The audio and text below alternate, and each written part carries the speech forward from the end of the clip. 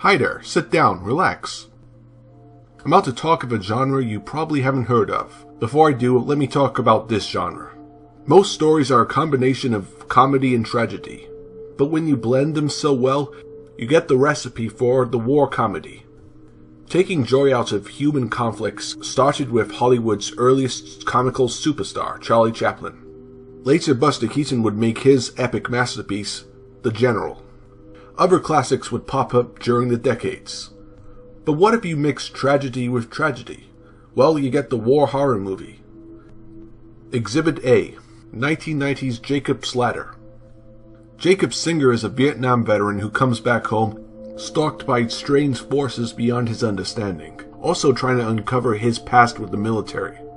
The experience of ambiguity and psychological tension creates such frights that you're challenged to think what's real and what isn't. It also delves into the idea of agents of the afterlife and the sins we choose to keep with us.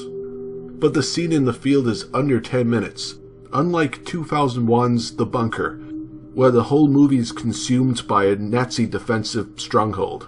During World War II, 1944. Its occupants becoming 10 little Indians to ghouls and strange visions that hide within the complex, somehow making it more safer out there than inside. This kind of survival horror would be repeated 1 year later with Death Watch. Set during that prequel war, a squad of British troops take refuge from an aftermath of a battle in a trench.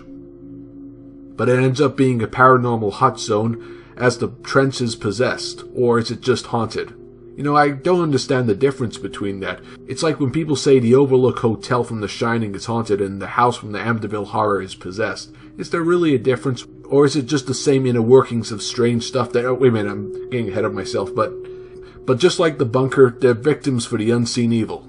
And picked off one by one.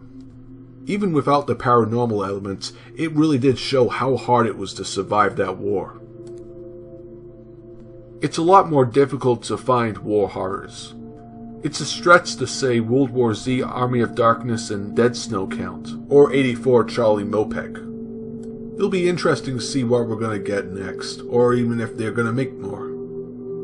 The movies I've been talking about should be the blueprints for our equivalent of Dracula meets Lawrence of Arabia. A Man Can Dream, or Nightmare.